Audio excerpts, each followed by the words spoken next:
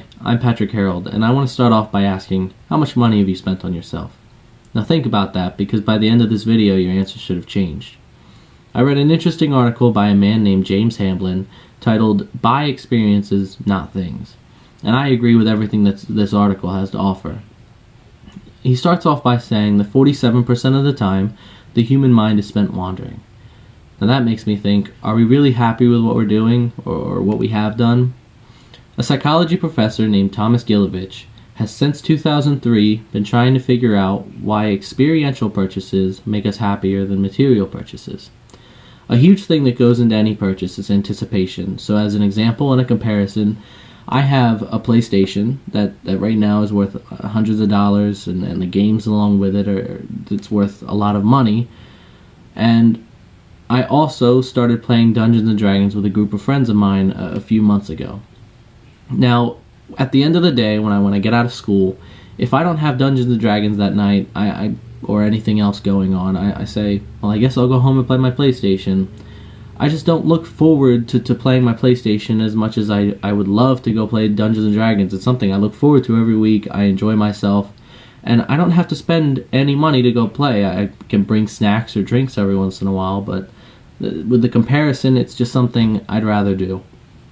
Now, memories are another thing, and as another example, a few years ago, I went on a Disney trip with my family, and this mug we got from my father. It's souvenirs and memories like this that we live with and are worth having, because years down the line, if I'm talking with someone, they would much rather hear about my trip to Disney than how well I did in a game when I was 21 years old. There's no comparison.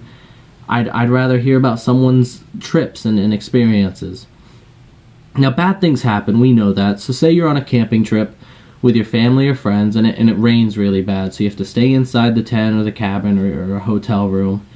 So we still find ways it's still a good thing, because you can say, well, at least I got to spend time with my family. But say you're at home on the computer playing a game and it crashes. This has happened a lot to me. It's annoying, but I've never said, wow, at least I got to spend time with my computer.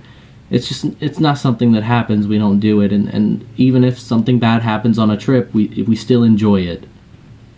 Now, another thing is exposure, being with something over time.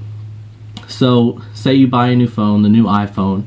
For the first week you have it, you're happy, you enjoy it, you want to show it off, and it's something new.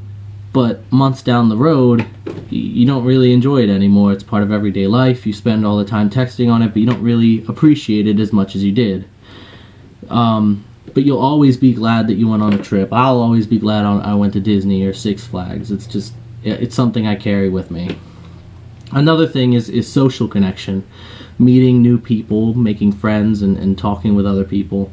I'd rather put $20 in my gas tank and go up the road and meet new people and have fun than buy food and sit home and watch TV all night. I'd just rather be out with other people, making connections, friends I can talk to. It's experiences like this that make us happier, and down the road, I know I'll be happier for it.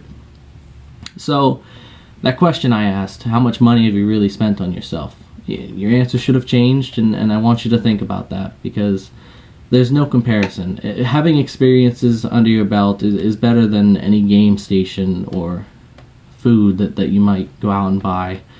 I want you to think about that.